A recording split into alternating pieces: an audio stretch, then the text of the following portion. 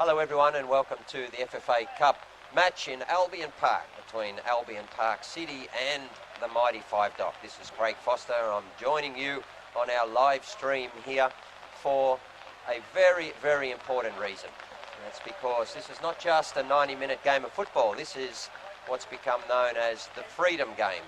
Albion Park City, of course, are wearing the Gameover campaign logo on the front of their shirts and the name of one of the refugees stranded offshore in Port Moresby, and so many, of course, in Nauru as well, that the Gameover campaign is calling on every Australian to step forward and ask the Australian government to make sure we get them all to safety. Throughout this game, there'll be some football, I can assure you. I've got the team sheet in front of me here, and I'll bring you the goals, I'll bring you the action, and I'm sure it's going to be a very enjoyable match for the crowd that's turned out here in Albion Park. But more importantly, this is not a typical match commentary that you'd normally hear from me after 5 FIFA World Cups in Brazil, South Africa, in Germany, of course Japan, Korea, and all of these other marvellous events, commentating with some of the greats of our game, David Bashir and so many others. This today is very much about the refugees offshore. I'll be bringing you their stories right throughout this 90 minutes, and I want to begin by saying hello to them all. Sending our best wishes, sending all our love from everyone here today who's stepped forward for them, everyone who's supporting the Gameover campaign around the country. Over 50,000 people now, all of the both high and I guess you'd say low profile people, grassroots clubs, organisations, church groups, schools, sporting clubs, actors, sports people, legends of AFL, Paul Roos, legends of cricket, Ian Chappell, legends of netball, Liz Ellis, legends of football, Joey Peters, Matilda, Alex Tobin, Frank Farina, Craig Moore, so many captains and coaches even of the country with Frank Farina.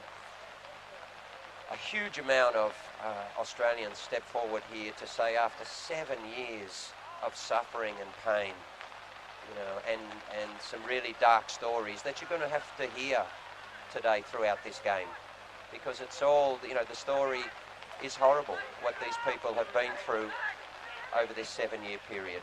You know, we've had 13 deaths now, 12 offshore, and so much trauma and suffering that I saw when I went last October across to Port Moresby. I'll tell you about that throughout this game. Hello firstly to all of those guys who are on the front of the shirts for Albion Park City, and well done to Albion Park for this initiative. As Thomas Archuli said, the Executive Director, the President of Albion City, he said, sport is about much more than just competition, and football is about much more than just the 90 minutes. And well done to Thomas, because so how true that is. Sport has an obligation to help all of our community, and I would argue to step forward on important social issues. Certainly this is one of the most important in Australia today.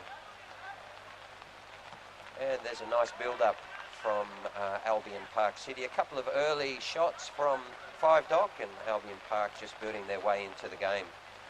So I might just run through the names for you now and say hi to everyone. I know all of the guys are watching on the stream, they're listening in.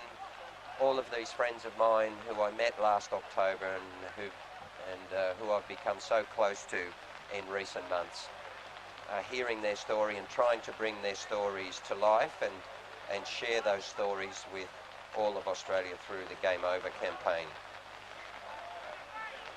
So if we run through the names on the shirts, and throughout the course of this game I'll tell you some of the stories behind the lives, the hopes, the dreams, and the circumstances that these guys find themselves in now. They're all very different, but the one common denominator between them all, and all of those over 400 offshore in Nauru and Port Moresby, is that Australia, that's us, that's me and you, all of us, we've played a part in stealing 7 years of the lives of these poor human beings. And it's time that we brought that to an end.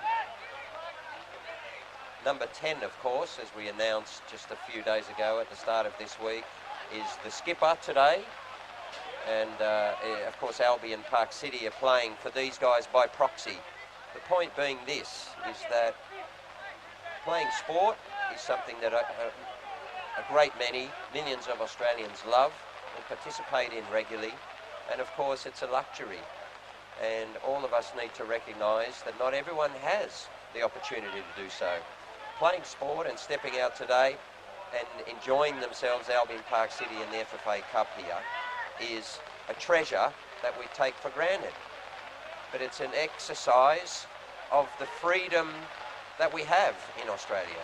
And it's also, in playing this game, an exercise in the freedom that we've denied to several thousand others, and still now over 400, 450 odd still based offshore. So as the guys play today, they're symbolically saying that we want to see all of these people offshore get their long-awaited freedom after so very long.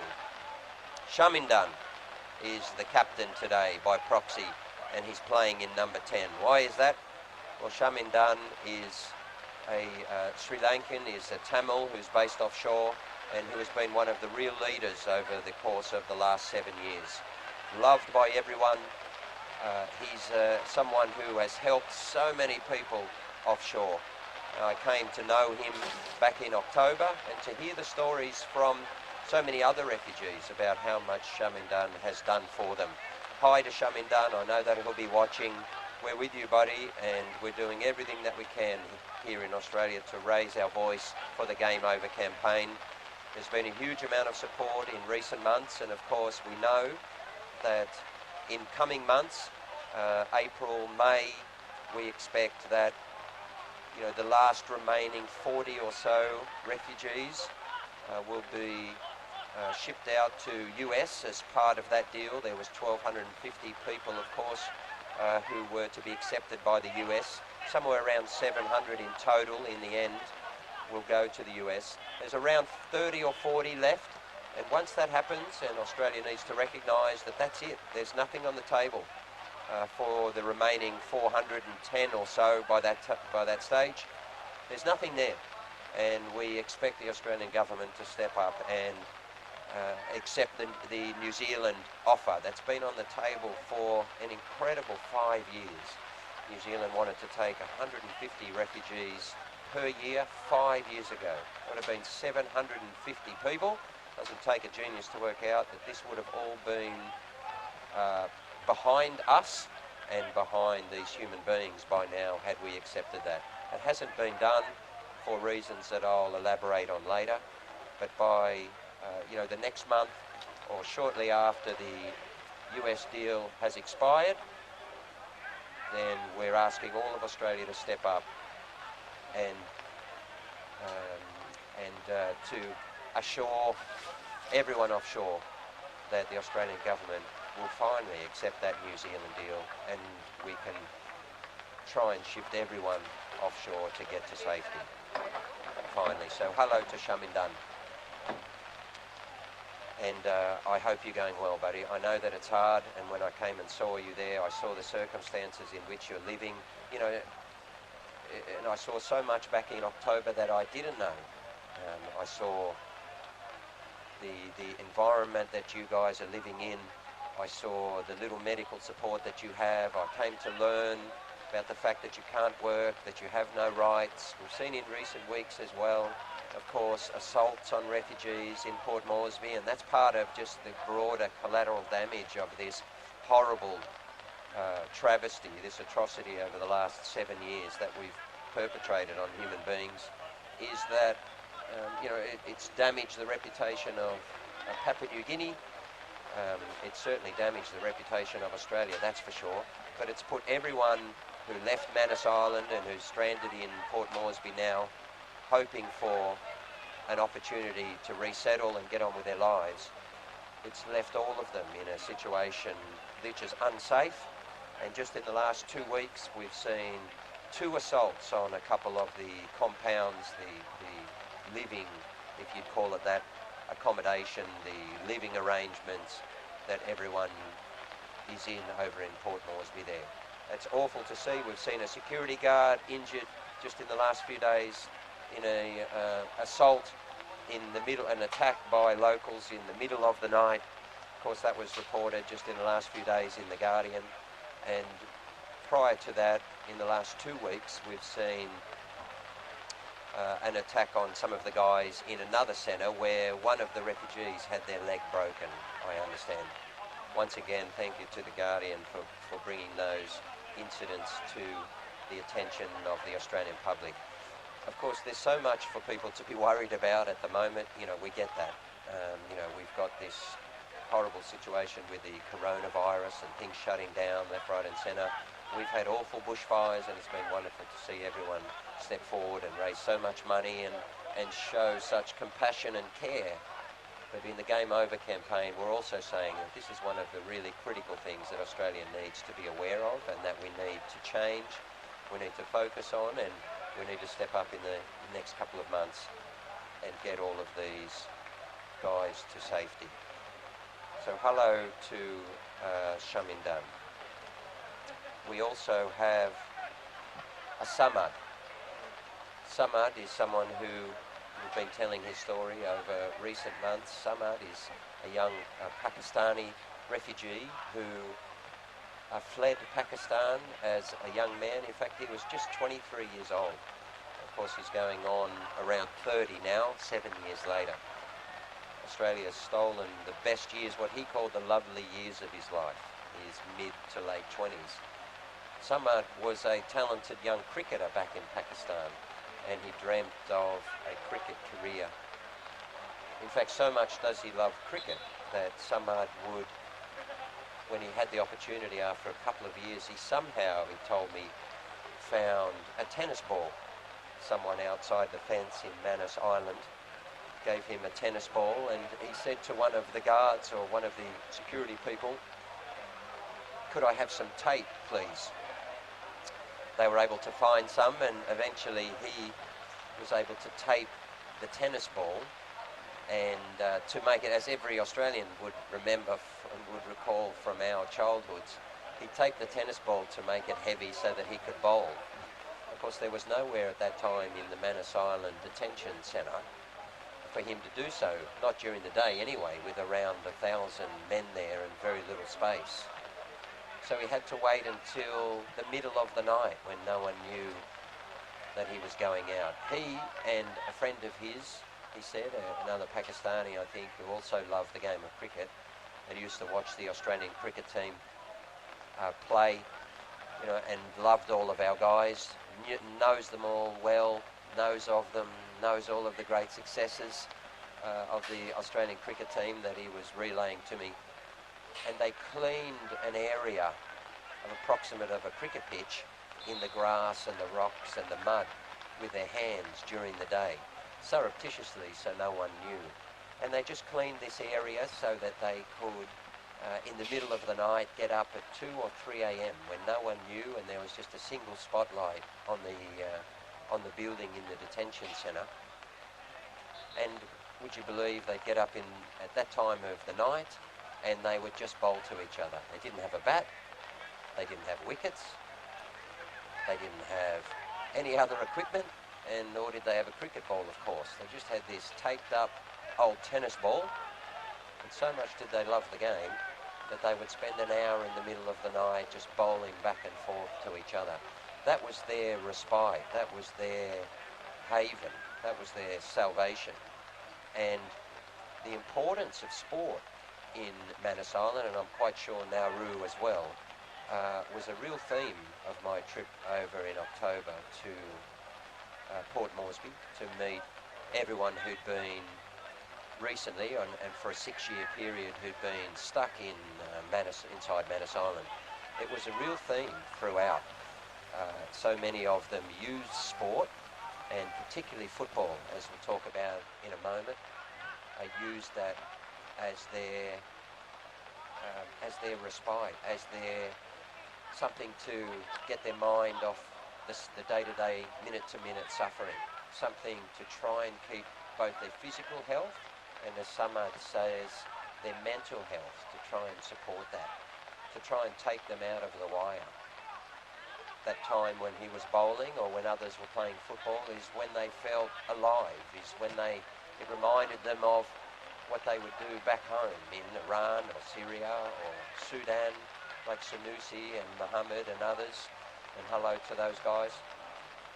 And sport was a real critically important factor in there. Sport and art, as we'll hear about with the two amazingly artistic and creative Kurds, Moz and Farhad, a little bit later, and hi to those guys as well. So if I just run down the list, I just want to acknowledge everyone who's on the shirts here today, everyone who Albion City are playing for, and all of whom we've told their stories and tried to bring them to the national consciousness here in Australia. To just call on every Australian to say, come on guys, let's move on here. This has been an awful chapter in the history of this country. This is a chapter that we're never going to live down. This is a chapter that we're never going to forget, and nor should we, because we need to make sure that this never happens again. This, you know, what Australians have been told about everyone offshore, they've come to realise now, finally, that much of that was simply not true, that these people have been improperly demonised. You know, the whole discussion around them has just been disgusting. You know, there hasn't been any sense of humanity, there hasn't been any sense of compassion, there hasn't been any sense even of reality. And it's time that Australia come to realise, whatever you thought 7 years ago, whatever you might have thought in 2013, on I think was the 19th of July 2013 when the policy changed, and asylum seekers, refugees were told that they would never touch foot in Australia again, and those arriving on that day and subsequently were taken immediately to Manus Island and Nauru. Whatever you thought back then, whatever your view was, and there's been plenty of argument over the last 7 years in Australian media, politics and social life, it hardly matters anymore. The time for argument is over. It's 7 years later and we've still got over 450 people stranded because of that moment. And it's time now to just say, whatever view you had, whatever you thought about it, forget it. It doesn't matter now. We're now talking about human beings. We're talking about life. We're talking about families. We're talking about lives destroyed. We're talking about 12 people dead offshore. We're talking about a 13th who'd been on, I think, Manus Island and who died subsequently in Australia when transferred here. We're talking about 13 deaths. And we're talking about human beings, people like Samad, who I met and who showed me and all of us in the video that we filmed the scars on the inside of his arm where he tried twice to take his life. Well, we have to recognise, Australia, that that's been done because of us. You know, it was our policy, it was our decisions, and we're all party to this. And it's time that we all move on. So there's a corner here, as you'll see on your stream, for Albion Park City, who seemingly have taken control of this match now, spending considerable amount of the time in the half of 5 dock, and who look to be playing quite well. And I'm sure the guys offshore and everyone I've mentioned will be enjoying this game as well, because so many of them love the game of football and play the game of football and played extremely well. And I know that because I had the opportunity to share a game with them in Port Moresby at the National Training Centre, where myself and Amnesty went to see them and to find out and to bring these stories to Australia. And we hired the indoor national centre and were able to play with so many of the guys who we're talking about today.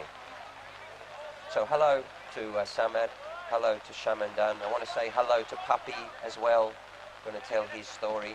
Hi to Sanusi. Sanusi's, you know, from Darfur in Sudan. Hi to Sanusi, he's a big Liverpool fan. Going to bring his story to you today throughout this 90 minutes.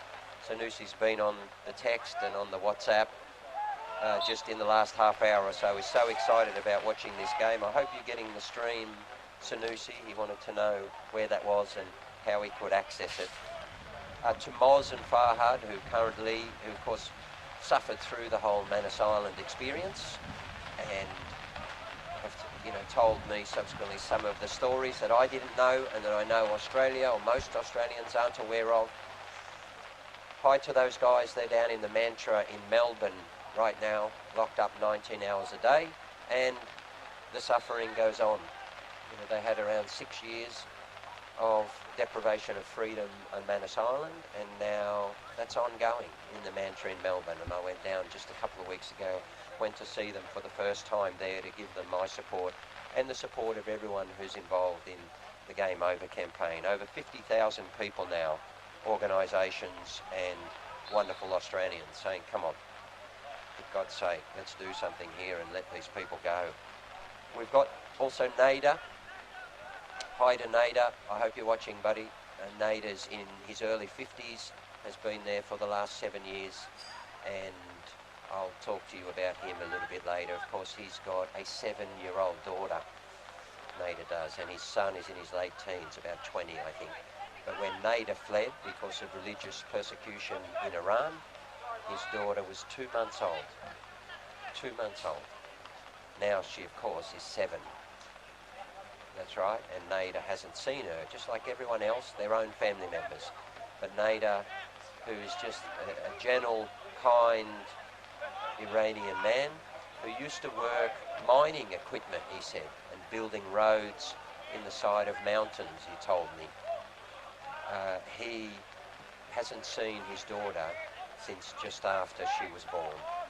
He has photos of her, which we've shown online and which he sent to me, and you can see the tears in his eyes when he talks about her. And he just said, we just need your help, please, Australia. We just need your help. We just need to be able to see our families. Please let me go and see my daughter. Please let me go and see my son. It's just been too long. And if you can imagine when these guys had to flee and seek asylum, which of course, as many Australians know, is their international legal right, they could never have anticipated that they were going to 7 years later be still sitting in Port Moresby and praying every day for mercy from Australia. In fact, what they said is, we thought Australia was a free society. We thought Australia was a country and a society that respected human rights. And we thought, and they say, look, we know many Australians are wonderful people because so many Aussies have stepped forward for these guys over this incredibly long 7-year period. And I want to talk to you about a few of those people throughout this coverage. In fact, if so many great Australians hadn't stepped up and helped everyone, or so many offshore, we would have had many, many more deaths. A lot of Australians might look at it and say, oh, well, it's been horrible, but, well, the only reason that we haven't had a huge amount of more tragedy, I'm not talking about just psychological and physical trauma here, which is immense, I'm talking about tragic loss of life. The only reason, in fact, is because so many incredible Australians have supported all these guys offshore for the last 7 years. Extraordinary. This whole community of people, and hi to them all, I know they'll all be listening, but this community of people who I didn't know they existed. And after I went in October, they started to step forward and send emails and get in contact and send DMs, and all of a sudden I came to know there's several hundred people, I'm sure there are more, but people behind the scenes, wonderful Australians who are seeking nothing more than justice, are seeking nothing more than human rights to be upheld, and who are seeking nothing more than for Australia to conduct ourselves better than what we've done here. And we need to, don't we? That's for sure. So it's been a joy to meet all those people and to see the support that they've been giving to everyone, both offshore and onshore. Ezatullah. Wow, what a story he is. Ezatullah Kakar, a young Pakistani, well, he's in late 20s now. He was young when he fled Pakistan. And these guys all, by the way, are refugees, of course. And he fled Pakistan, was a champion kickboxer, the youngest kickboxing champion ever in Pakistan. And he had these incredibly strong dreams, like every sports person, like every athlete, and certainly like every champion athlete, or those of us who are fortunate enough to be able to go on to play for the country, or like all of the Olympians who stepped forward, Nicky Dryden and Nat Galea and James Magnuson, and all of these guys who've stepped forward on this campaign. A Paralympian legend, Danny Ditoro, who will be, assuming it goes ahead of course, but will be the co-captain and flag bearer for the Paralympic team, was in 2016 and will be, assuming that the Tokyo Paralympics go ahead this year. All of these legends who had the dreams of playing in Olympics or getting to the top, or so did Ezatullah Kakar, rightly so. He's an incredibly talented young kickboxer. But we stole those dreams. It's an amazing story, Ezatullah, about how he damaged his knee on the boat when fleeing, had to have an operation to his cruciate ligament, and even after all of that, and seeing so many of his close friends die, take their lives, commit suicide, that he actually went on last year to compete against the Papua New Guinean world champion in one of the weight divisions, and he won that bout, would you believe. Ezatullah still harbours dreams of getting to the top of kickboxing and UFC and all of these high-profile sports in mixed martial arts, and I've no doubt that he has the ability to do so, but at the moment he's stranded in Port Moresby, and those dreams are frustrated. And it is so difficult for him. And every athlete, every player for Albion Park City today, every player for Five Dock, everyone who dreamed of being a sports person, getting somewhere in sport in their life, can understand exactly where Ezatullah is right now. Not only did he have the dreams, but he had the talent. He had the success. And Ezatullah has been stuck there for 7 years. When I saw him in Port Moresby, I said to him, listen buddy, I will do everything I can to try and get you free in time that he might be able to go on and still achieve something great in his sporting career. I hope that we can, and we need all of Australia to step forward to do so. So well done to Albion Park City today for playing as proxies in the first freedom game in what's a wonderful gesture from a sporting club to all of those offshore, including the refugees there who love and play sport, in calling for an end to the suffering and saying game over to get everyone to safety. We've got also Mohammed Reza. Mohammed Reza is an Afghani who's been there all of this time, who I had the opportunity to play football with in Port Moresby. Quick, very direct, fantastic dribbler of the ball, and someone who'd played in the Manus Island Football League, the football competition, throughout all of those years. And that's why it's fitting that Albion Park City are playing a game for everyone offshore today, because those guys, as their sanctuary, they created their own football competition, their own football league in Manus Island, behind the wire for the first 3 years. And as many might know, for the first 3 years in Manus Island, the gates of the detention centre weren't open.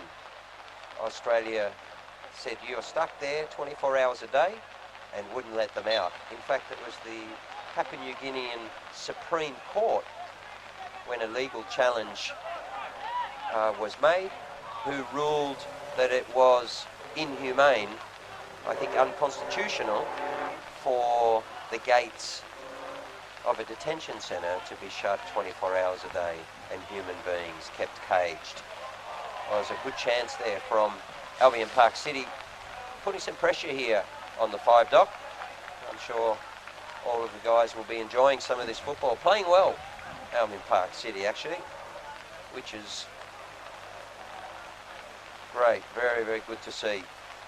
And Mohammed Reza, really good footballer who played in the Manus Island Detention Centre competition.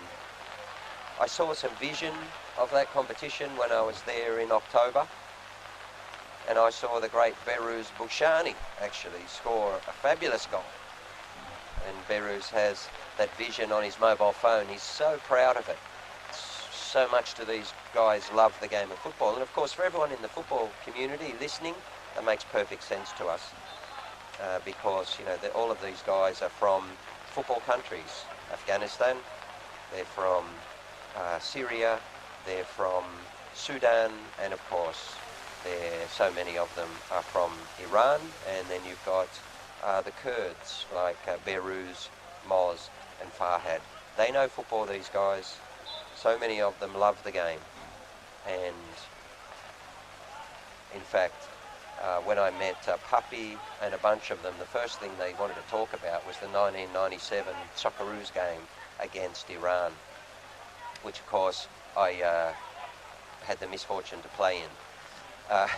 And they were telling me that as young kids, they watched that game at school when they were 5 or 6 years old. Oh, another good chance from Albion Park City. They're pushing well here, playing some good football. A lot of shots from outside the box, some good set pieces, looking dangerous from corners. And they're certainly well on top of this game after they had been put under a little bit of pressure in the first 5 or 10 minutes. So hi again to everyone who's watching. I hope Moz and Farhad are watching from your horrible little hotel room in the Mantra in Melbourne. I'm sorry guys that you've had to go through that and that you're sitting there 19 hours a day. We've seen Farhad had just shared some of the vision of him yesterday trying to paint inside the hotel room. You know, and you have the apologies of so many of us, so many Australians who just want to see all of this brought to an end. And for most of us, it's something that we just can't imagine. You know, we can't imagine taking 7 years of our life away. Well, in our mid-20s. Well, I never would have played for Australia. I didn't play for Australia till I was 26. So if I was Samad, I would have been gone. You know, I think about what you did in your 20s or in your mid-20s to early 30s. You know, what did you do in your life? I had several children by that time who I was able to raise, who I was able to see every day, who I was able to spend time with and give love to, and who I was able to build, you know, lasting relationships with. Whereas all of the people offshore for the last 7 years can't see their children. They can't see the kids that they had to leave behind in order to find a new life for their family. They can't see their loved ones. They can't see their wives or husbands. They can't see their parents. They can't see their friends. They've had to create new friends and try to stick together as a community just to try and survive the suffering of 7 years. It really is extraordinary, and it's amazing that Australia ever played a part in this. I'm sure it's something that in the history of this country we are going to look back on with great dismay, with great sadness, with disgust, and I'm quite sure with great shame. We should have brought this to an end a long, long time ago.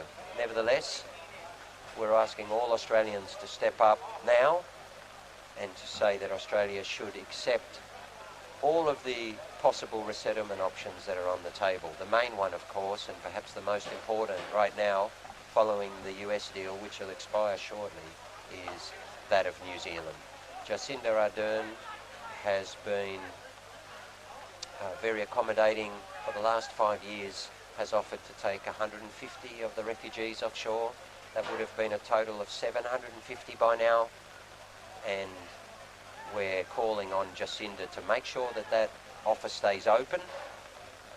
It's important for all of these human beings that they're able to find a safe place to resettle, and of course within the next short space of time, weeks, month, then all of Australia is going to have to step forward and ensure that our own government accepts the deal for New Zealand resettlement, so that people can have some hope in their life. So we'll talk about all these guys through the game. I'm also going to take the opportunity to speak to some special guests throughout the game here as well. I think we've got some people here from SCARF, which is the local refugee support organisation down in the Illawarra, down in Wollongong here. We're also going to speak to Liz Deep-Jones, who is here and a big supporter of the campaign. Liz has been doing a fabulous job of getting videos. She's putting together a 7-hour film, of course. It's called 7 Hours for 7 Years. 7 hours of Australians supporting Gameover and calling for an end to the suffering, calling for people to get to safety. And that 7-hour film will represent the 7 years of suffering of all of those who'll be listening and watching the stream off and on shore now. So Liz is here. I can see her. She's tweeting madly, and she's working hard to get petitions signed and video messages of support from everyone here at the ground. And we'll talk to her shortly, a little bit later, about what she's seen, what she's found out through this campaign, where she thinks Australia's at, what people say to her, you know, what some of the lack of knowledge is around, you know, what are people saying. You know, she often calls me and says, oh, well, you know, someone said this, and I'll say, well, Liz, that's just not accurate. That's what Australia's been told, but it's not true. Oh, well, they're not refugees. No, that's not true. Well over 80%, one of the highest cohorts of refugees who've been assessed as refugees that has ever come to Australia is the group offshore. And rightly so, as many people have so often said, well, if you were going to at that time really risk your life in order to flee and seek safety, then clearly you had something very serious that you were fleeing from. And that's reflected in the assessment process and in the fact that well in excess of 80% offshore. In fact, back in 2010-11, I read in a really outstanding book for any of you who wish to find out more information. So many people are really passionate about this, and you really should be. This is something that we need to put behind us as a country. I mean, this can't surely be what is going to define us as a people, you know, that we're capable of doing this to human beings, put them in this situation for 7 years, you know, with so many having perished.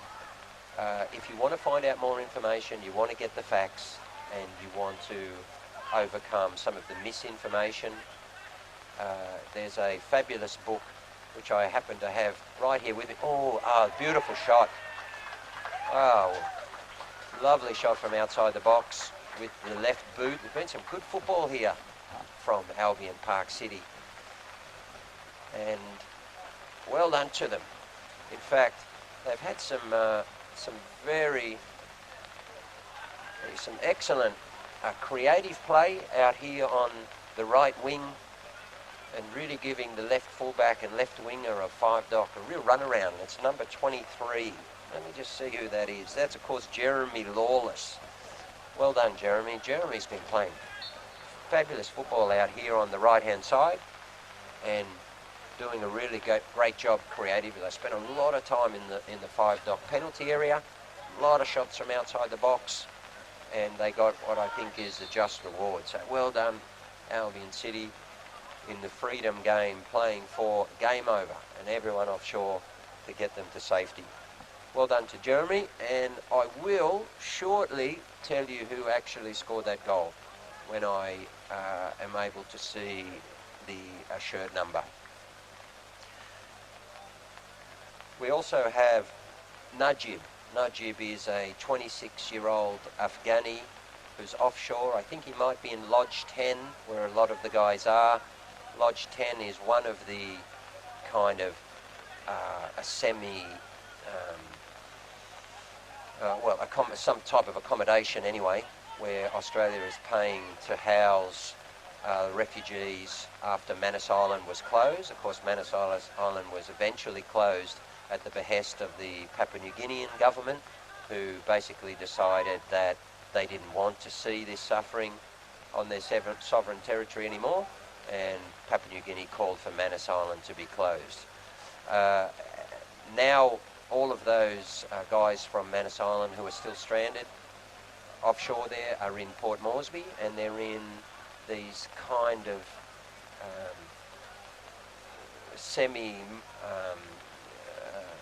small, I'm not quite sure what to call them, to be honest, but Australia has security there. These kind of trucks come around and you know, bring whatever passes for food that they're supposed to eat, and they are of course merely allowed out during the day. But having said that, most of them don't want to go out because of the attacks that you've heard before. So they're living in awful conditions, and from what I saw, sitting around the vast majority of the day and just trying to get through day by day, just trying to survive, which has to be so incredibly difficult. And that's why the support from back here in Australia is just so very, very important. So Najib is there, I think, in what's called Lodge 10, which is one of the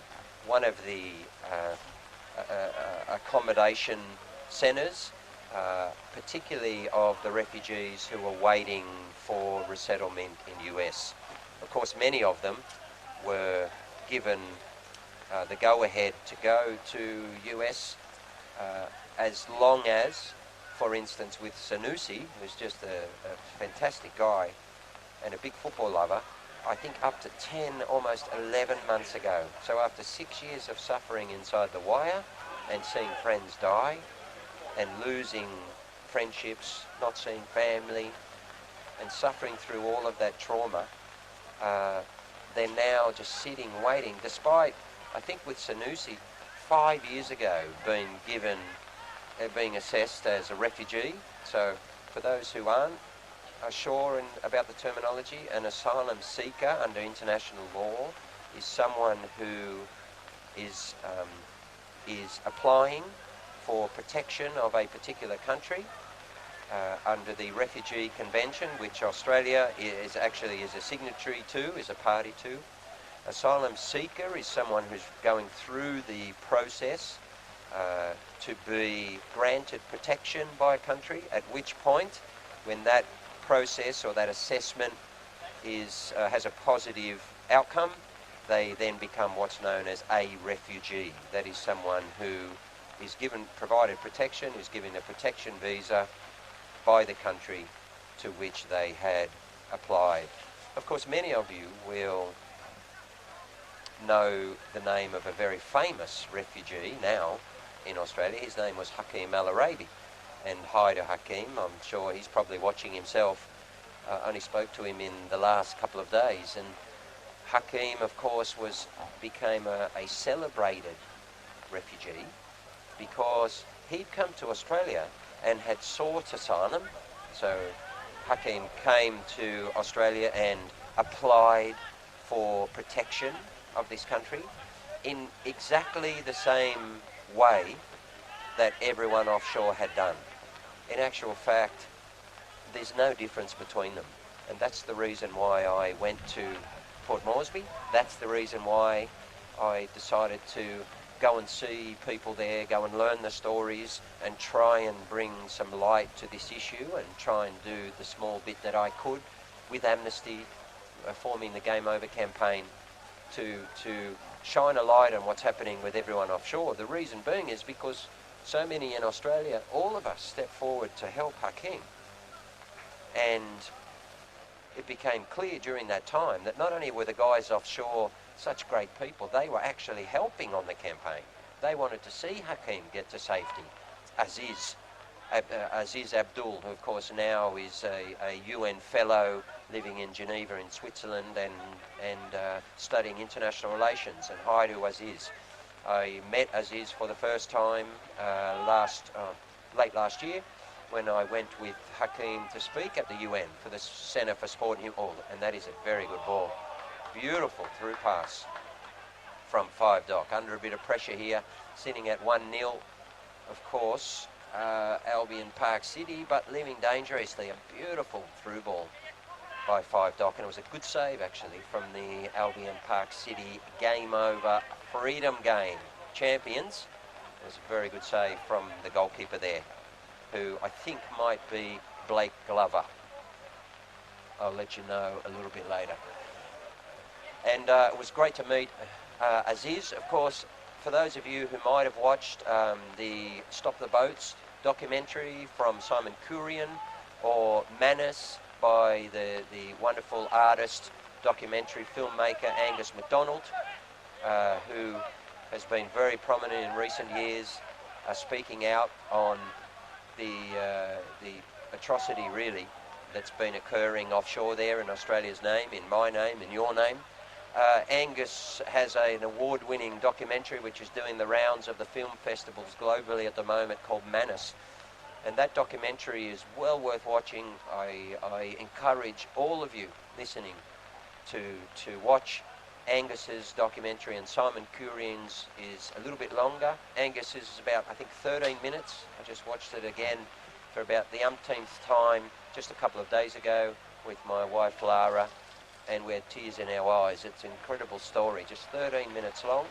And Simon Kurian's tells the story a bit more broadly about the genesis of how this occurred, about life inside Manus Island, about ambulances turning up with deaths, about deaths in the middle of the night. Oh, that's a magnificent effort from the left footer again. I think that might be the guy who actually scored the goal. He's having a fantastic game. It is, I think it might be number 14. Let me just see. It is 2. It is 2. I've got to give him a rap there. His name is Adam Acock. Adam Acock.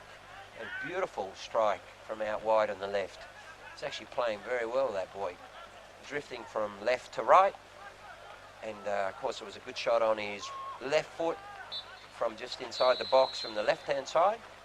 And it was a beautiful curling shot from the right-hand side with his left foot. So we're going into half-time in the Freedom Game here with Albion Park City playing for the Gameover campaign, playing by proxy to bring attention to the fact that over 400 people still have their freedom denied, can't play the sport they love, can't see the family they love, can't see the friends they love, every day are suffering after 7 long years.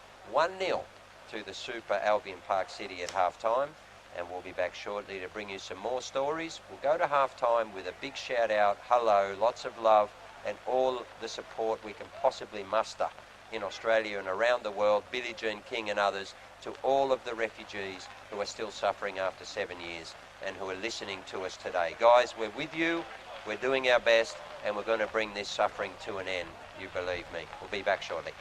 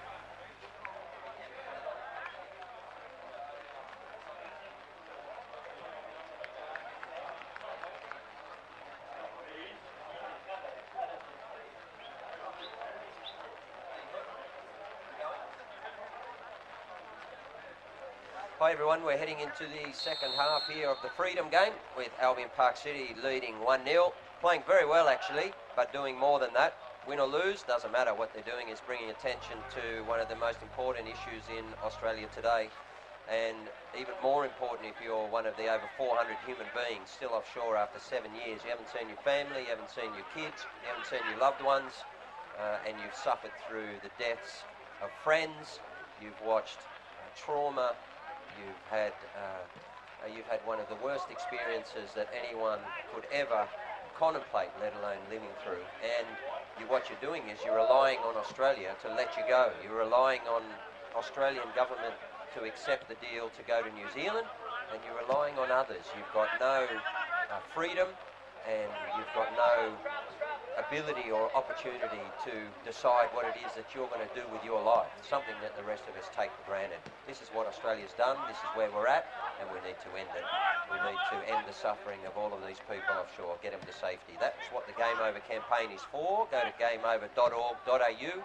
So many of you will have done. Sign the petition, upload a video message of support, and of course organisations, schools, businesses, sporting clubs, superstar, high-profile Australians and others. Billie Jean King, one of the great legends of world sport, who last week just came on board, feels so passionately about the issue because the reality is that many people around the world are copying Australia now. They're copying what we've done, and they're copying the horrible treatment that human beings have suffered.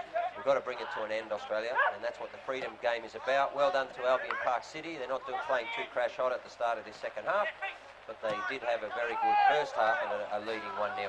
Hi to all of the guys. I just want to go through a list. All of the guys who are featured on the front of the shirts today, which is really special what Albion Park City have done to bring awareness to what is a really important issue about the heart, the compassion, and the values that Australia does, or certainly should stand for anyway, for Albion Park City, wearing the names of Shamindan. Right, a Shamindan who's still stranded over in Port Moresby. He's the number 10 today. Shamindan, they're praying for you, buddy, in number 10. All right, Shamindan's the skipper, and that's because like Aziz, like Moz, like Beruz, Shamindan is one of the leaders who have done so much for hundreds of people offshore, looking after them, writing reports for them, dealing with authorities for them, getting medical care for them, notifying people back here in Australia, liaising with journalists and media to try and bring the story to light. For example, the attack on one of the compounds just a couple of nights ago. It was a video in the middle of the night, 2 a.m. or something, which I received and many others from Shamindan. Well, it's a lovely ball in, and it's a header that's just gone on. So hello to Shamindan. I know that you'll be listening, buddy. We're with you. You've got all our support, and we're continuing to call for Australia to step up here and bring this terrible saga to an end. Hello to Samad. Samad's been having a horrible time. In actual fact, he was held up at gunpoint only a couple of weeks ago. He was robbed. He had a gun stuck in his face because sadly, that's the daily existence of so many of the refugees offshore, as many of you have seen in the media in recent times. Samad had his own horrible experience, and he's had to, after all of the last 7 years, still go through that sort of experience. Really extraordinary what's happened here. To Puppy. Puppy's a huge football fan. He's a big Barca fan. Puppy's a fabulous player. I had the opportunity to play with him. Hi, buddy. Of course, one of the names on the shirts which we shared today, number 11, is Cyrus, which is his son. Cyrus is a beautiful little child who I met in horrible living circumstances in Port Moresby. So bad was it where the guys were living. Sorry, Puppy, but our security guard actually didn't want us to even take the camera in to interview them. I insisted, and we ended up, he gave us a 30-minute window to do a quick interview and to meet with Puppy and Cyrus and get the hell out before something bad happened.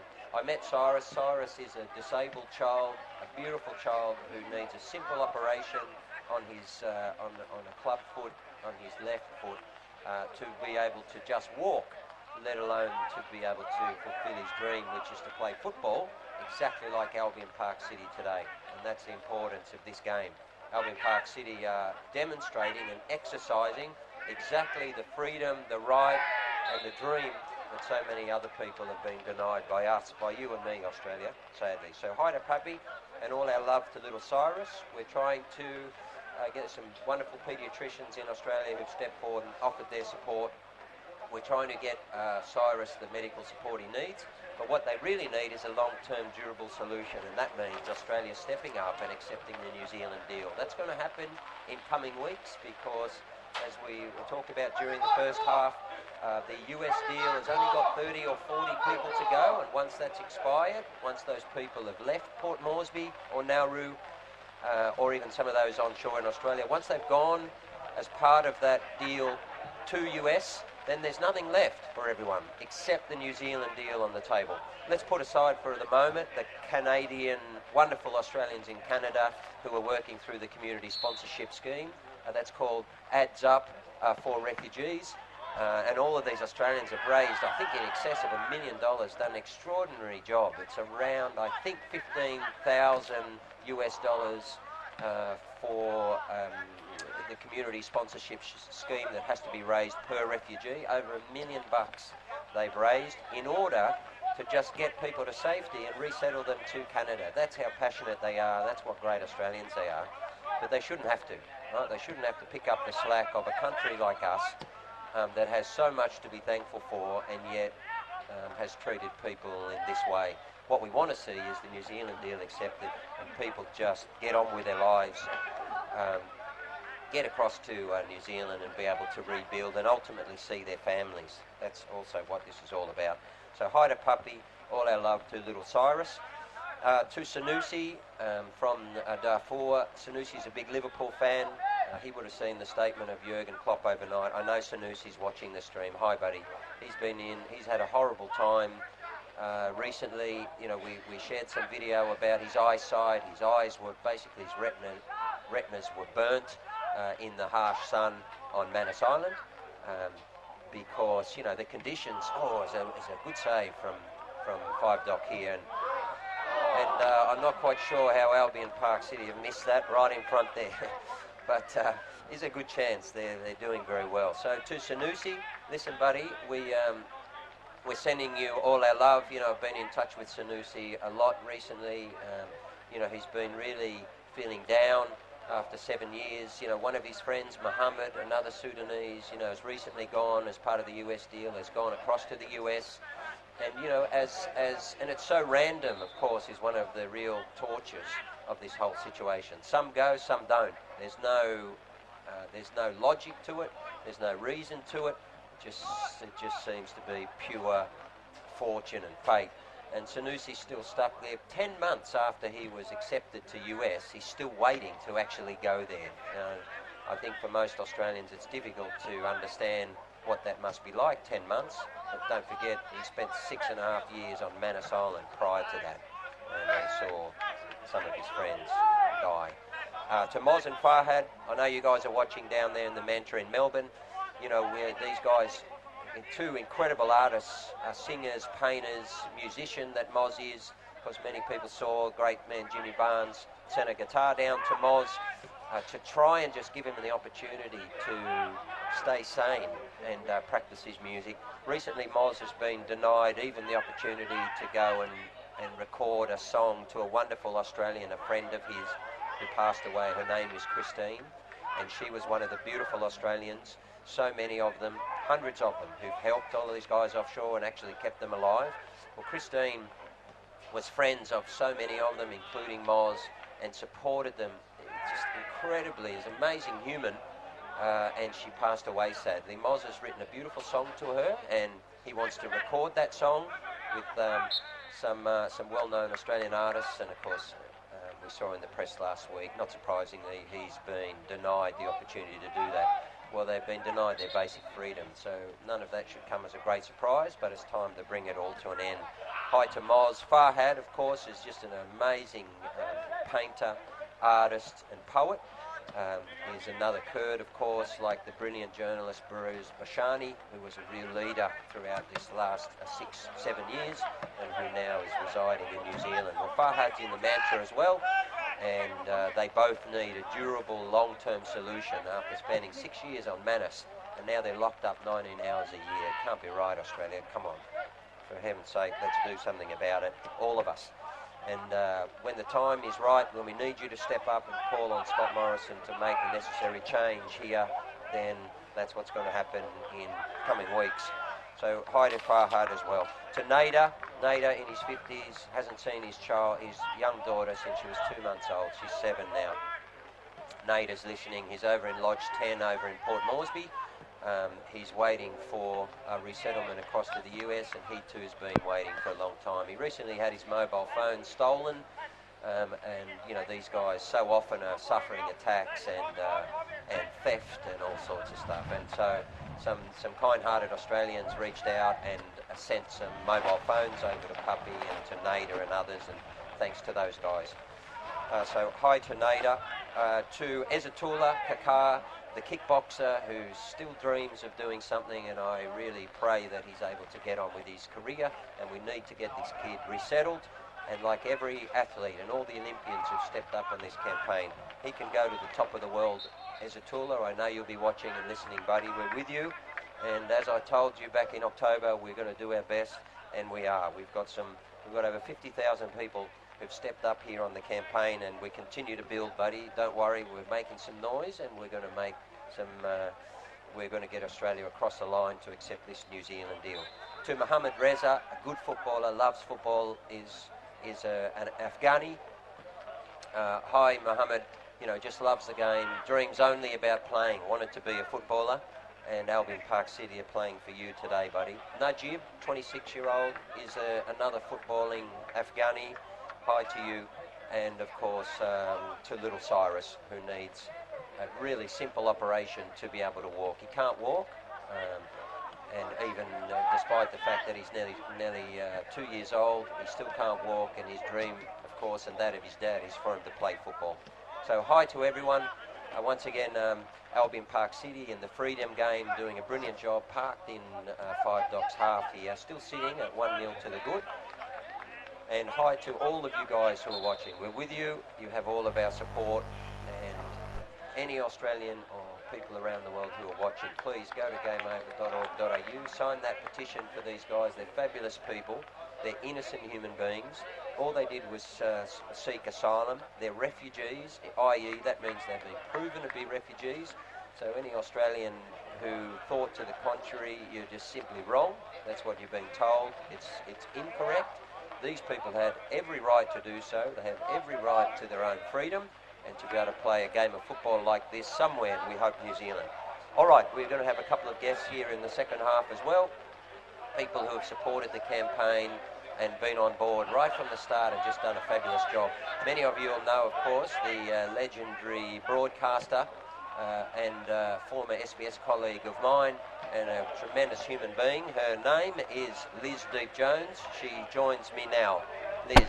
Oh, thanks, Fozzy. Thanks for that really warm and impressive introduction. Look, I obviously am supporting the Gameover campaign because I'm a very proud Australian, but I'm ashamed of what Australia is doing to our fellow human beings. It's heartbreaking, it's saddening, it's cruel, it's unjust. I mean, it is legal to seek asylum. I cannot believe our politicians have inflicted this sort of cruelty on human beings. It's just wrong. And I'm pleading on politicians to open their hearts and be compassionate. Where is your compassion? And represent your citizens. This is not what we want. This isn't who we are. Represent us with our values. Our values about being giving people a fair go and being compassionate and remembering we all come from elsewhere. This is a country of our First Nations people. So everyone has had the opportunity, or their ancestors, our past generations, have been given the opportunity to come here and make Australia their home. All we're asking, though, calling on the government to release the refugees so they can go to a country that wants them, not to come to Australia, but to a country that wants them. For instance, Najib, who has been in detention since he was 19 years of age. I mean, that's criminal to take away 7 years of a young man's life. It's just heartbreaking. I have a 24-year-old and I can't imagine what it would be like to not be able to go out with your friends, to meet girls or meet boys, to be studying at university, to have the opportunity to work and make a living. Where's the dignity? The pride has been taken away from these people. It breaks my heart that this is what our country is showing the rest of the world. This isn't Australia.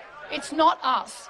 And these politicians need to stand up and be true to themselves and say, this is enough, we've had enough, and show your compassion and let these people go.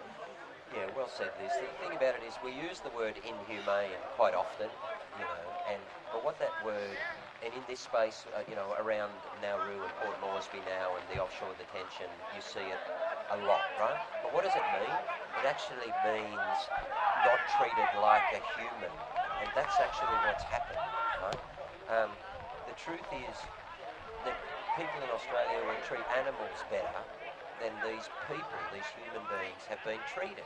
Exactly, they're not even allowed to work, they can't study. I mean, it's just crazy. I don't understand it. The situation that they were in, the accommodation that they were in, the lack of freedom, the deaths, the extreme psychological trauma.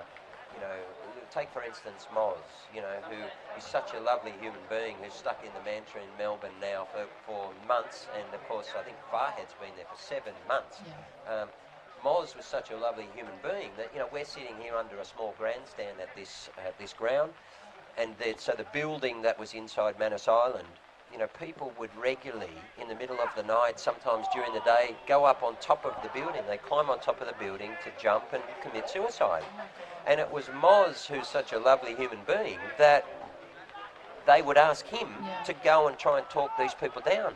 And I met Moz there in the first time in Port Moresby, and he was emaciated. There was nothing of him. He was ill. He had horrible chest issues, and he thought it was asthma, but he didn't know because there's no medical support to find out, right? And what happened is, we brought him around for dinner one night. I said, come around to the hotel. He said, I'll cook for you. I went to see him, and and he said, look, I've got this little bit of wine here. He wanted to share his wine, and that's the point. These guys, we've put them through so much suffering, and yet they're such lovely human beings. That's right. They just want to share with you. They just want to give. They give each other food, they look after each other. So it's us that have been the horrible ones here. I mean, they've undergone so much trauma, and it's unnecessary. It really is. But on the other side of things, I mean, what is heartening for me is that our everyday Australians, I approach strangers on the street every single day. And everyone from all backgrounds, lawyers, teachers, university students, university lecturers, people from the corporate world, they've all come together and they've joined our campaign, Fozz, and that is heartening to see that Australians want this to stop. They want this cruelty to stop, and it has to stop. I mean, it's embarrassing for us and to the rest of the world that this is how we're treating fellow human beings. I don't understand it.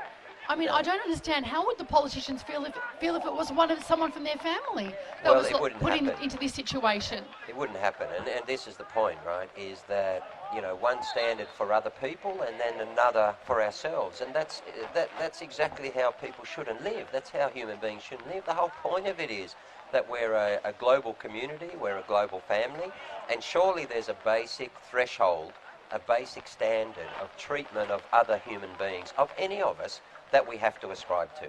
And a country, any country, but certainly a country like Australia, which is, supposedly, is democratic and has these humanitarian values supposedly at the heart, there has to be a basic standard below which we won't descend. Yeah. And when it comes to everyone offshore, we've descended so far below it. It's incredible to think that this is what's occurred, but it has. That's the reality. Right. And it doesn't have to be this way, Fozz. There are other alternatives, and the government knows that, and they need to step up and change these conditions and make a difference and be brave enough to make those tough decisions, which they're not doing at the moment. Well, more Australians need to step forward as well. So, ultimately, the politicians will follow the lead of the Australian people, and that's why the campaign is important, because in coming weeks there's going to be a live discussion around this New Zealand deal. As I've told everyone, the US deal is going to expire fairly soon, and you're going to have over 400 people who need a solution. And New Zealand have an option on the table, and Australian politicians, Home Affairs and Scott Morrison are going to be asked to accept that. They're going to be asked by all of the 400 refugees offshore, and they're going to be asked by a section of Australia. The question is, how many Australians are going to step forward and demand that that is accepted now and that people can get on with their lives? Because the politicians will follow that. That's why we've got over 50,000 people now, more coming on board, and organisations every day. And we need as many as possible, surely, after 7 years. It's the time is now for every single Australian to say, let these people resettle, get on with their lives, and be able to one day exercise their right to freedom, to express their passion for whatever it is they want. It might be football like Albion Park City, it might be art like Farhad, it might be music like the great Moz Azimi, it might be boxing like Ezzatullah, it might be cricket like Samad, it might be football like Cyrus, it might be coaching football like Papi, who dreams of being a great coach. It might be the great dream of Sanusi, who's listening now. All he wants to do, you know what it is? He wants to go to Anfield to see a game of Liverpool playing. Yep. And Even I said though to I'm a Man Man United fan, I still love Sanusi. Go Sanusi. That's all he wants to do. He loves them. He said, if I can get out and one day go to Anfield and watch the game, and I promised him, I said, listen, buddy, I'll get you the ticket there. Yeah. We got Craigie Johnston, we've got Harry Kewell played there. Don't worry, buddy. We've got the contacts. We'll get you in. We'll get you to watch a game, but we just need to get him free. Okay, well, we need everybody to support us. Sign the petition, gameover.org.au. And also, I'm so proud of Albion Park City as well for really taking this initiative with you, Fozz, and making a difference and showing that everyone can be involved. There is no excuse. That's and right. we want other football clubs, other sporting clubs to get on board. It doesn't take that much to get on. Sign the petition. Clubs can also join us as well, can't they, Fozz? Yeah, so look, there's a partner sign up on the website, gameover.org.au. Okay. Secondly, these guys have taken it on themselves. Like, they came to me. I didn't even go to them. They said, look, we've signed up as a partner, but we want to do more. And the point about that, Liz, is this, that, too often sport, kind of looks at it and says, we think it's a bit controversial. We're not sure we should be involved. It's complete rubbish. What we're talking about here, we're not talking about politics, okay? We're talking about human rights. We're talking about the rights of human beings to be treated like people, not animals, okay? We're talking about the rights of refugees. It doesn't matter if it's refugees or you or me, right? We might be in any of us could be in a circumstance someday where we simply need our human rights to be upheld, and we need a country to treat us humanely. Well, that wasn't happening with Bahrain and Hakeem, and Australia stepped up. And what Albion Park City have said is, well, it's just about human rights. It's got nothing to do with politics, and they're absolutely right. That's why sport should be involved here. That's actually the role of sport in society, is to do good. The role of sport in society is to talk about these issues, bring them to light. And I've got to say, in football, we're built on refugees. Exactly. Okay, so here, on one hand, we've got a community that's built on immigrants and refugees, like our ex-colleague Les Murray. Yes. And then when refugees are in trouble, because you think, well, it might have some type of sensitivity, then you're not going to speak up for them. What's the difference? Everyone offshore is Les Murray.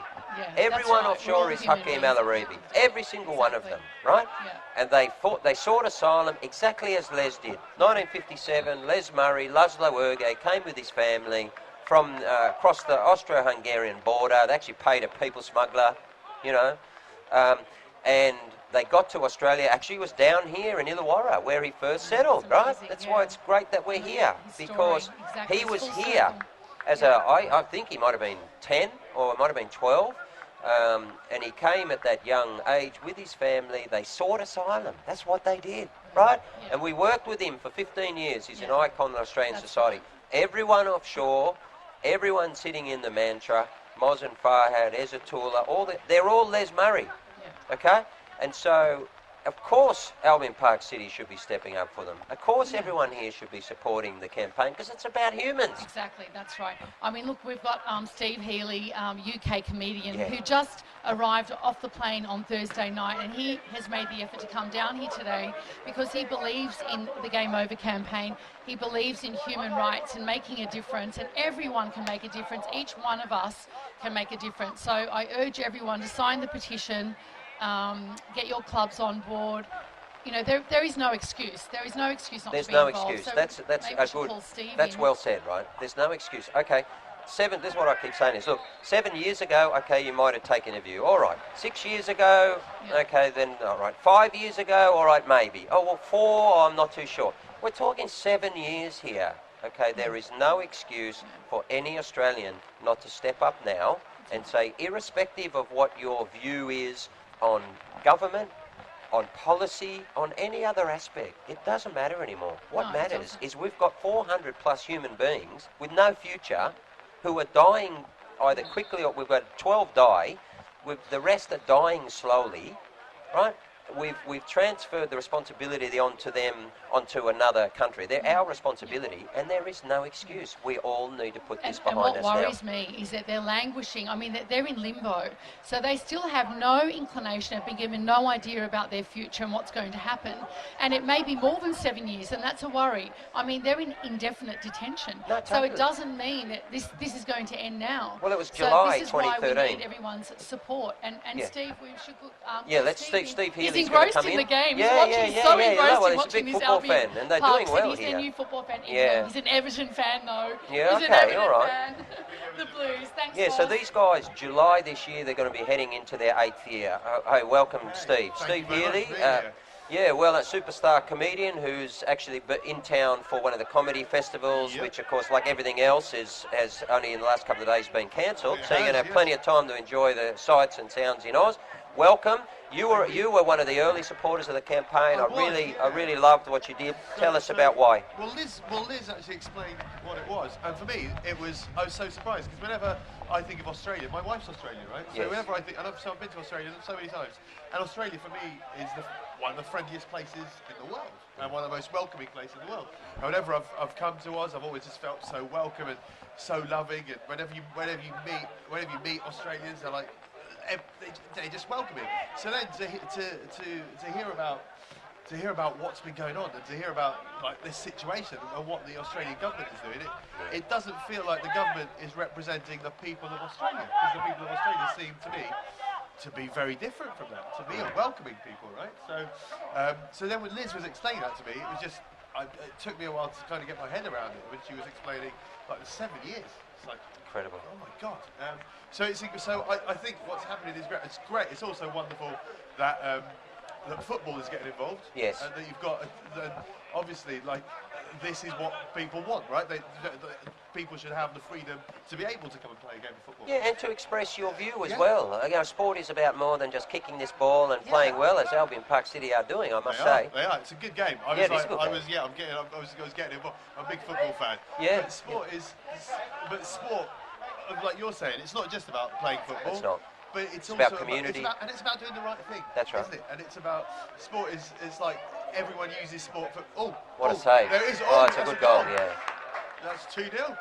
Yeah, it's a very nice. Is it a goal or is he Yeah, I offside think so, here? Yeah. Is it? No. What's going on? Yeah, yeah, looks like it's a goal. So yeah, it's about more than So this club, you know, Albion Park City have done a fabulous job last year. They raised some funds for refugees as well. We That's played amazing. actually in this FFA Cup game. In fact, I played in it with them very badly, I must say. But we raised money they raised around $10,000 for refugee causes locally, incredible. and now they're stepping out. It's really fabulous. You know, been some great examples. For instance, Bohemians FC, and hello to them. They're over in Ireland. They Okay. recently wore "Refugees are Welcome." They put that on their shirt, Yeah, playing in it's- their domestic It's competition. so important because football is a language that everyone understands, Exactly. right? And football is a language that is something that unites everyone. Exactly. Everyone loves football. And so it's so amazing when clubs actually understand that they've got a responsibility, because Exactly. they've got a responsibility to get positive messages out there. That's And when you've got something like I'm still trying to get my head around the fact that people have been stuck. People who Yeah.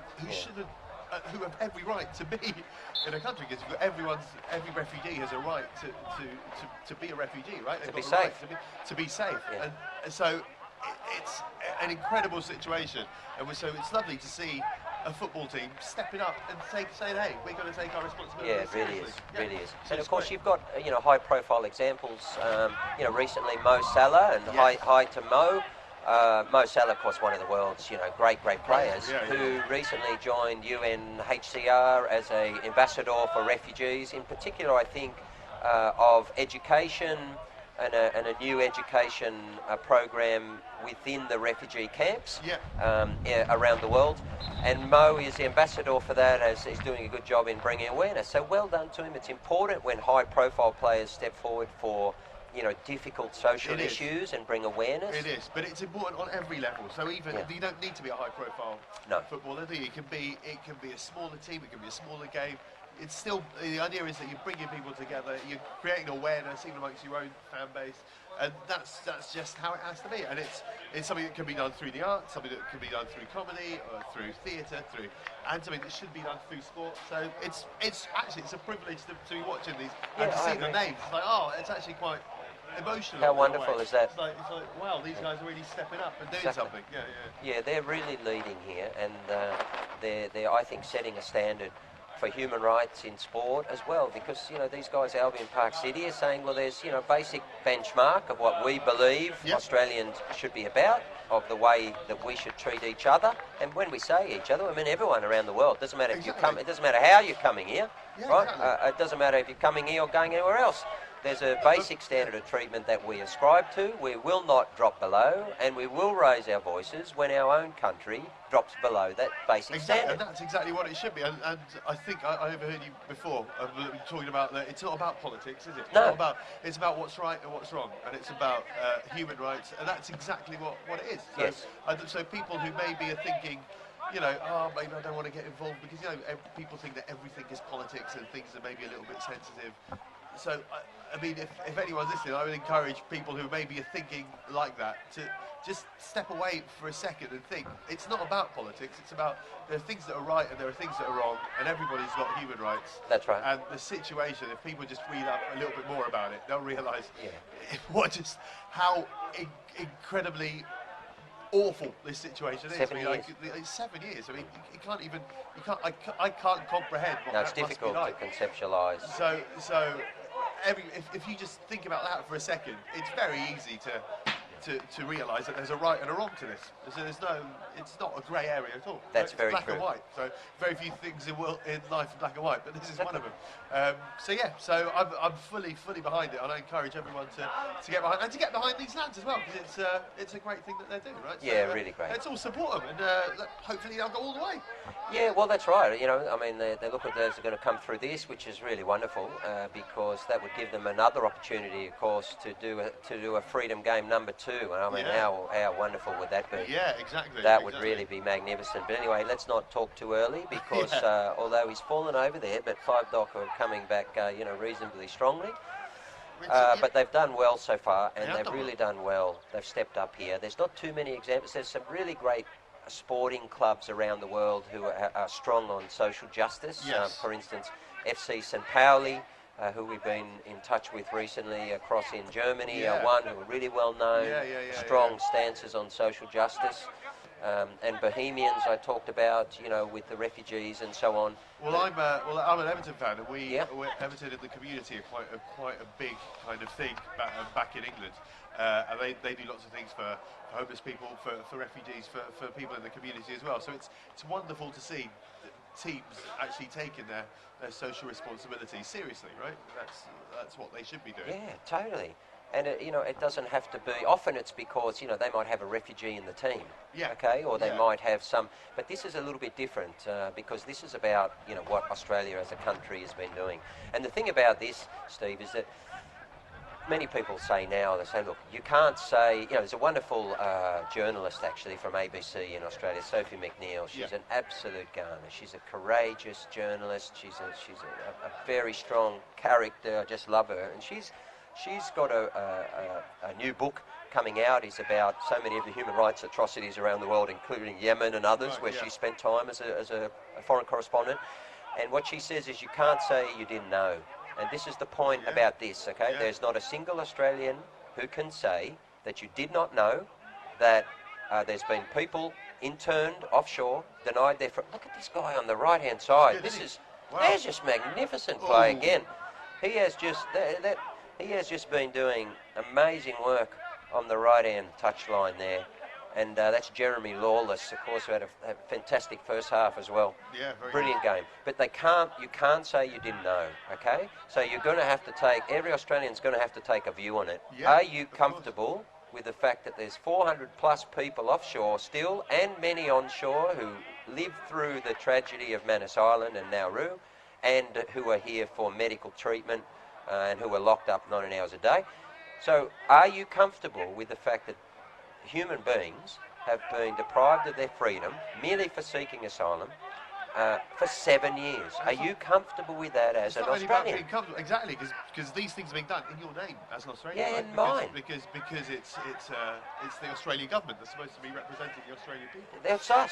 So and if everybody knows what's going on, how can you be okay with that? You know, that's the thing. I think things like today's event also help to ensure that people do know what's going on, so nobody has any excuses, right? Yeah. And this is why it's so wonderful that people do get the word out, and people do, and we do try to spread the word as much as possible. Exactly, and so that's where Albion Park City have done a brilliant job. I said to them, listen, I don't know if you, I mean, normally a life member, you've got to be on the board for years, and then, but I said to them, listen, they need to give me a life membership because I want to be part of this club forever, because what they've done for refugees in the last year. They stepped up on the Hakeem campaign. Then we had a FFA Cup game. They raised 10 grand for local refugee organisations last year. Great. And then, you know, they've really stepped up here to I think... This properly? Did they come to you? For this they did, yeah. The club came to me and said, we would like, are you okay if we wear the Gameover campaign logo in the FFA Cup? Wow. And I said, okay, I just absolutely love you people.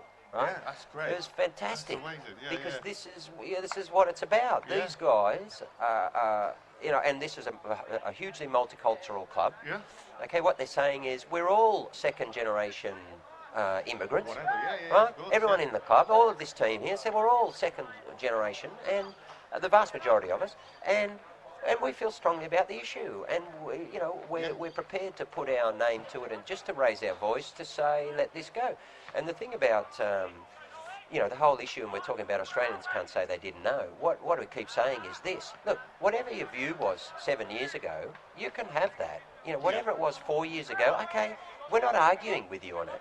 Like, you don't hear us say we're not attacking the government. We're not attacking anyone.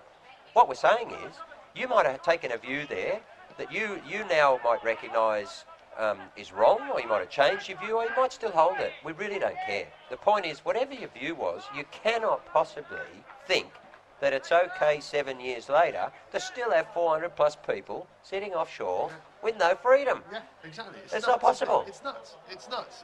I know exactly what you're saying. Like I said, it's just such a mad thing to get your head around as well. That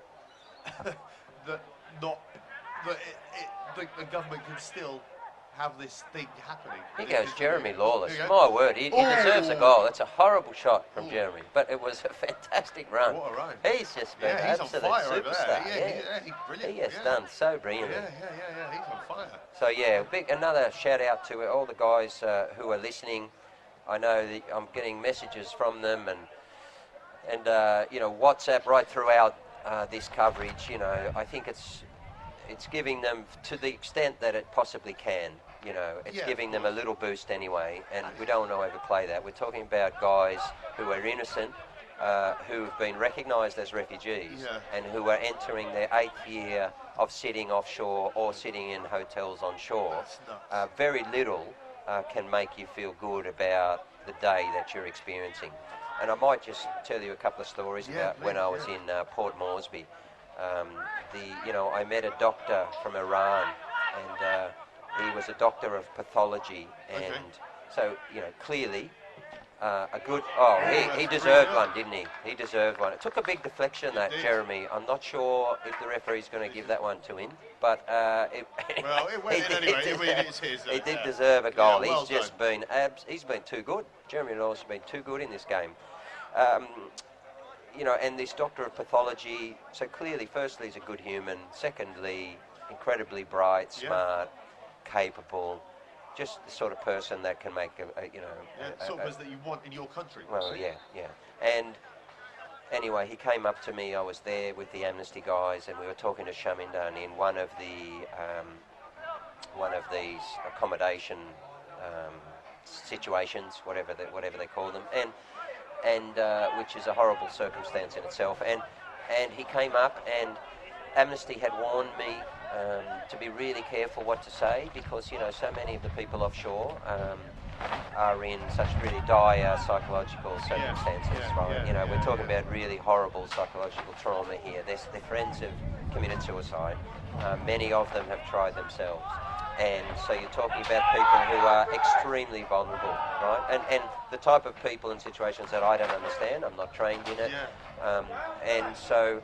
You know, we spoke to a psychiatrist before we left, and she said, look, you know, just don't, be very careful what you say. Don't try and give any assurances, and you know, if they ask you about, you know, this or that, just be careful what you respond. And this man just came up and said, in a voice that was obvious that he was really highly medicated. He spoke really slowly, really incredibly clever person, right? Who virtually couldn't get a sentence out. And he said, do you have a resettlement offer for me? That's all he said. And I said, and I was actually kind of scared, you know. I thought, what am I supposed to do here? And I said to him, look, I'm sorry, I don't have one, I'm not here for that. And he said, do you have a resettlement offer for me? He just kept repeating it. And so we couldn't even hold a conversation. That's all he had in his kind of medicated, brilliant brain was, can this person get me the hell out of this living hell, right? And, you know, and it was just a horrible experience as a, you know, to see a person reduced to that, right? Oh, I'd never seen it before, and it really struck me very deeply. And the thing is, people need to understand, every one of these stories, they're one of these, they're human beings, right? All of them. Every single one of these. They're people, right? They're somebody's, you know, somebody's brother, somebody's sister, somebody's That's son, right. somebody's daughter, you know. Someone's like, doctor. Someone's yeah. doctor. So, and they're human beings That's reduced right. to this through no fault of their own. Yeah, Like, exactly. Let me tell you two things about the absurd nature of this, and what I've come to learn in recent months, and I'm trying to articulate to Australia, is around the lack of reason, the lack of logic, the absurd nature of what's gone on. And there were issues in 2013, and people needed to find a solution. But torturing over several thousand people can never be the solution for a country like Australia. That's all we're saying, right? So I'll give you an example. So I was reading this wonderful book. For those who want to read it, it's called Refugee Rights and Policy Wrongs, a frank, up-to-date guide by experts. It's only from 2019, so it's very contemporary. It's from Jane McAdam and Fiona Chong. And it's a really wonderful exposition of the issue from the early times, about the changes in policy, all of the changes in the Migration Act. It details where Australia has legislated away. Of course, we have a dualist legal system here, which means even whilst we accede or agree to international conventions, they're not legislation, they're not law until they actually are voted into legislation through the Australian Parliament. So our own Parliament and our own statutes take precedence over international law, of course. And so it details really well how the Migration Act has been changed to legislate away the vast majority of Australia's commitments under the International Refugee UN Convention.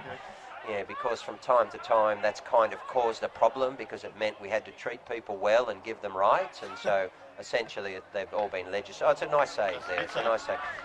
5 coming back here, but gee, I mean, Albion Park City, what a fantastic game they played. So let me just give you two examples for any Australian listening that's going to tell you how absurd this is and make you understand that this is simply about inhumanity. It's not about actually solving anything, right?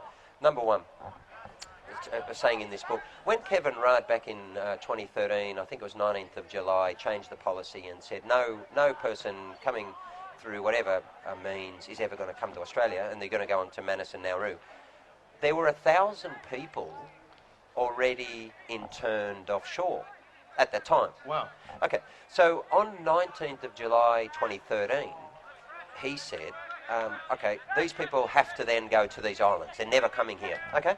But there were 1,000 people already there. Already on the same people, right? Yeah. The same people, okay? So in other words, those people had just come in boats in the previous month. Right. Okay, so it's exactly the same people. Okay. It's actually the friends of these people. Right. Okay, so there were already 1,000 people on those islands, okay? What happened to those 1,000? Yeah. Because Kevin, and this is not about Kevin Rudd, because multiple governments have been involved. That's why we're leaving the government's out. We're just saying it's a human rights issue. But it was Kevin at the time. So what Kevin did was they said, well, we've got to house these people there, but it's already full. So what do Australians think happened to that 1,000 people? Because they're the same as this group. Exactly the same. So Australians have been told that all these people offshore are something. They're not proper, they're not right, they're not good, right? They're the same as the people on the 18th of July who were already in the centre. Yeah. Do you know what happened to those 1,000 people? Who were already there? Yes. What? They brought them to Australia. So if you were... So if you came in on the 17th, that's you right. came in on the day before. You were transferred to Australia. So they took over 1,000 people from offshore detention, brought them to Australia in order to put this several thousand people in detention because the policy had changed. Jeremy, you're an absolute star. It's a beautiful goal, right? Oh.